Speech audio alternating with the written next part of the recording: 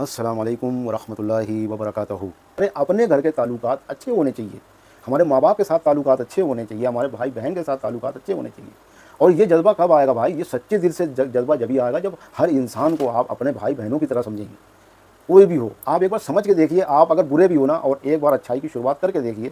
जो लोग आपसे डरते हैं, जो लोग आपसे खौफ करते हैं और आप चाहते हो यार मेरी कोई इज़्ज़त ही नहीं करता यार, मैं इतना पैसे वाला हूँ, मैं इतना रुतबा है मेरा, मार्केट के अंदर इतनी पहचान है मेरी रिश्तेदारियों में इतनी मेरी शान है, और मेरी इतनी शान होने के बावजूद भी ये आदमी जो है मुझे इज़्ज़त नहीं देता है बिल्कुल भी। तो भाई उसके लिए आपने कुछ तो ऐसा बुरा किया है ना, किसी नीचे दर्जे के लोगों को, किसी अपने मज़दूर आदमी के साथ कुछ तो गलत किया होगा ना आपने। तो आप उस गलती को ढूँढिए कि हमने क्या गलती की है ऐसी। अगर आप ऐसी गलती को दोबारा नहीं दोहराते हैं और आप उस गलती को सुधार लेते हैं, भाई गलती को सुधारना बहुत ज़रूरी होता है।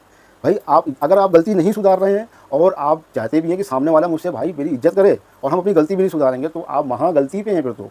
ये तो गलती है, फिर वो डबल महा गलती है आपकी कि आप पहले तो उस गलती को सुधारिए। अगर मान लीजिए कि हमने किसी के 100 रुपये उधार ले लिए, अब जो है जब तक मैं उसके वो 100 रुपये वापस इज़्ज़त के साथ नहीं दूँगा, तब तक कि मेरी भाई वो मेरी इज़्ज़त क्यों करे भाई? लाज़मी नहीं हो क्यों इज़्ज़त करे? भाई वो उसका दिल है, वो आपको इज़्ज़त देना चाहेगा तो वो बहुत बड़े दिल वाला होगा। और अगर वो इंसाफ़ करना चाहता है तो इस इंसाफ़ के अंदर जो है आपको भाई उसको एक्सेप्ट करना पड़ेगा, उसकी गलती को ख़त्म करना पड़ेगा, और उसको जो है भाई उसको पैसे देने पड़ेंगे आपको, और फिर उसके बाद वो आपकी इज़्ज़त करना शुरू कर देगा। कुछ लोगों के अंदर यही चीज़ होती है दिमाग के अंदर, हम पहले तो इसको परेशान करेंगे, तकलीफ़ देंगे, फिर इसको हम पैसे देके फिर अपनी इज़्ज़त करवाएँगे। तो ये भी तरीका गलत है। भाई ये तो और गलत तरीका है कि आप जो है मतलब किसी को दबाव के ज़रिए से आप अपना गुलाम बनाना चाहते हैं, तो ऐसा भी पॉसिबल नहीं है आज के टाइम पे। अगर आप ऐसा करते हैं तो बहुत गलत करते हैं आप। बिल्कुल आपको इन चीज़ों से बचना चाहिए, क्योंकि ये उससे बड़ी गलती है। अगर आपके पास ताकत बहुत है, आप सोचो हम इसकी पिटाई लगा के फिर उसके बाद हम इसको बेइज्जत करेंगे, और बेइज्जत करने के बाद हम फिर उस पर जो मतलब कि इससे अपनी इज़्ज़त करवाएंगे, तो ये तिबल महा गलती होती है। ये इससे बड़ी घटिया सोच वही रख सकते हैं जो शैतान के साथी होते हैं भाई, और वो शैतान के रास्ते पे चलने को ही अपना पसंदीदा अमल समझते हैं। वो नेकी अपने हिसाब से वो नेकी कर रहे हैं, जिस तरीके से शैतान के यहाँ भी भाई नेकी और बुराई होती है। शैतानों में जो है, और कोई अगर आदमी जो है अच्छे काम करता है तो उसको उनके यहाँ बुरा समझा जाता है कि ये गलत कर रहा है।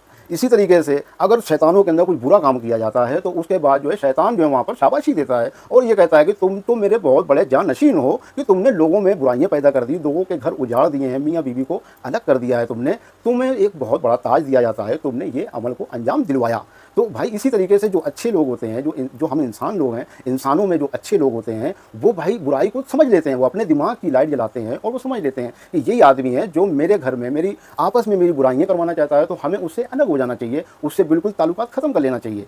ऐसा आदमी अगर कोई बार बार करता है तो उससे आप दूर हो जाइए, लेकिन उसके साथ भी आपको अच्छाई करनी है, बुराई नहीं करनी है। कतई बुराई नहीं कर सकते हैं आप उसके साथ भी, जिसने आपके साथ बुरा किया हो, बस उससे आप अलग हो जाइए। क्योंकि आप अलग नहीं होंगे तो भाई देखिए, एक आदमी कोई आपको डंक मार रहा है, भाई जाहिर सी बात है वो केकड़ा ही होएगा, जो केकड़ा है आपको डंक मारता है, आप उसको सहलाते हो, प्यार करते हो, मोहब्बत करते हो, आप अपनी इलाज खुद कर लेते हो और फिर उसको वहीं पे छोड़ देते हो, वो वापस से दोबारा डंक मारेगा भाई। तो इसलिए उसको आप पिंजरे में रख दीजिए और मोहब्बत अपनी बरकरार रखिए, उसके भाई उसका दायरा खींचिए कि भाई तुम इधर रहो, अब तुम्हारी हमारी जो है ज़िंदगी में कोई भाई ज़रूरत नहीं है, लेकिन हाँ तुम हमारे अपने हो, तुमसे मोहब्बत हमें करनी है, तुम्हारे साथ अच्छाई हमें करनी है। तो भाई ये है, देखिए बिल्कुल सीधा सीधा सा रास्ता है, इस तरीके से हर आदमी भाई ये अमल कर सकता है। भाई दो नसीहत, लोग कहते हैं ना नसीहत फ्री की नसीहत तो बिल्कुल ही बेकार होती है। तो भाई ये नसीहत मैं आपको दे रहा हूँ, तो भाई मैं बहुत से ऐसे रास्तों पे चल चुका हूँ और उस रास्तों को हम समझ चुके हैं कि भाई यहाँ पर गलत है, यहाँ पर सही है।